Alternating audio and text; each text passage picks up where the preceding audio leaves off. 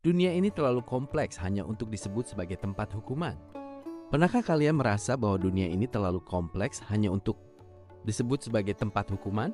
Banyak narasi menyebut manusia terusir dari tempat yang indah karena sebuah kesalahan. Namun, Sanatana Dharma memiliki jawaban yang jauh lebih megah. Ternyata, manusia ada di dunia ini bukan karena sebuah kesalahan fatal atau terusir dari taman yang indah. Kita bukan narapidana di bumi ini. Selama ini kita mungkin bertanya-tanya, apakah kita benar-benar berasal dari satu pasang manusia pertama?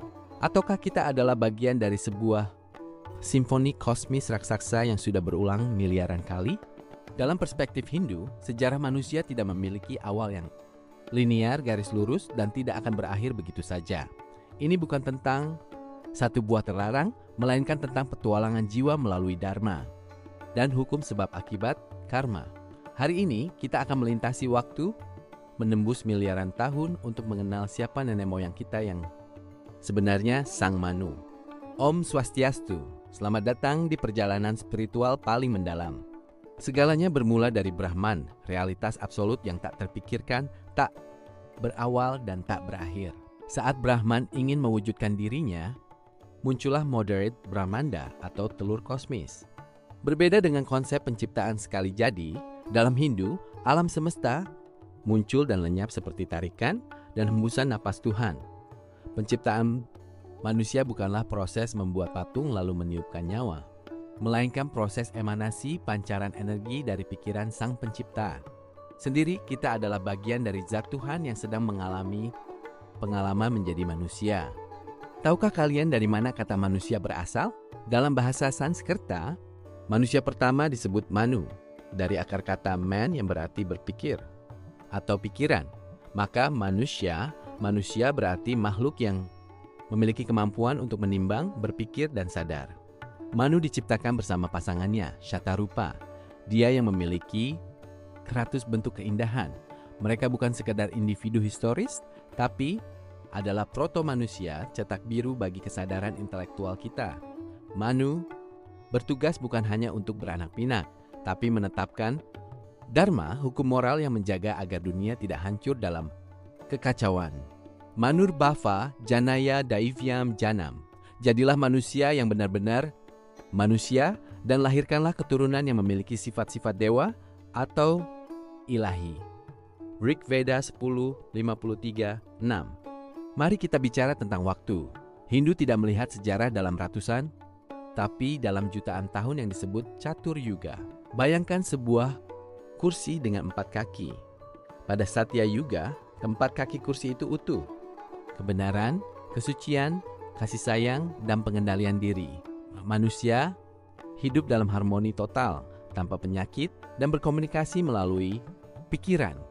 Namun, seiring putaran roda waktu, moralitas merosot. Di Treta Yuga, 1 kaki kursi patah. Di Dwapara Yuga, tersisa 2 kaki. Dan sekarang, kita berada di Kali Yuga, zaman kegelapan, di mana kursi moralitas hanya bertumpu pada 1 kaki, kebenaran yang pincang. Namun, justru di zaman yang sulit ini, 1 langkah kecil menuju kebajikan akan bernilai ribuan kali lipat dibandingkan zaman emas. Banyak orang mengira kisah banjir besar hanya ada dalam 1 tradisi. Namun ribuan tahun sebelumnya, Purana sudah mencatat kisah Matsya Avatara. Ketika dunia sudah terlalu penuh dengan adharma, ketidakbenaran, alam semesta harus diriset. Dewa Wisnu menjelma menjadi ikan emas untuk menyelamatkan raja, Satyavrata, Sang Manu, dan benih-benih kehidupan. Menariknya, banjir ini bukan berarti Tuhan membenci manusia, tapi Tuhan sedang memandikan bumi untuk siklus yang lebih segar.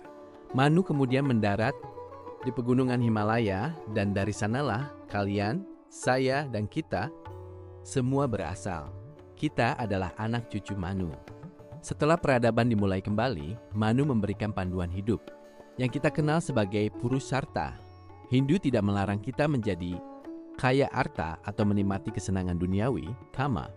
Tapi kedua hal itu harus dipagari oleh dharma. Sejarah manusia adalah sejarah pencarian jati diri. Kita bukan manusia yang memiliki pengalaman spiritual, tapi kita adalah makhluk spiritual Atman yang sedang menjalani pengalaman menjadi manusia. Tujuan akhir kita bukan hanya peradaban yang canggih secara teknologi, tapi peradaban yang mencapai moksha, kebebasan dari siklus lahir dan mati. Salah satu warisan sejarah Hindu yang paling relevan saat ini adalah konsep Trihita Karana. Mengapa peradaban masa lalu bisa bertahan ribuan? Karena mereka memegang 3 keharmonisan, parhyangan, pawongan, dan palemahan. Dalam Hindu, pohon, sungai, dan gunung memiliki jiwa. Menyakiti alam berarti menyakiti diri sendiri, karena kita semua terhubung dalam satu jaringan besar yang disebut Vasudhaiva Kutumbakam. Seluruh dunia adalah satu keluarga besar. Inilah solusi bagi krisis ekologi modern yang kita hadapi hari ini.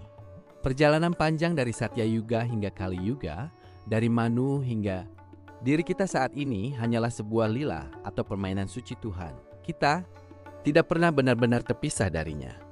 Kisah Manu mengajarkan bahwa meski zaman berubah menjadi gelap, benih kebajikan dalam pikiran kita, Manas, tidak akan pernah hilang. Kita adalah peziarah waktu yang sedang belajar untuk pulang. Jadi, apakah kalian merasa bahwa tantangan hidup saat ini adalah bagian dari riset kosmis? Tulis pendapat kalian di kolom komentar. Jangan lupa untuk like jika kalian merasa video ini memberikan perspektif baru, share agar kebijaksanaan Manu menyebar luas, dan subscribe untuk perjalanan sejarah spiritual berikutnya. Om Shanti Shanti Shanti Om. Selamat membina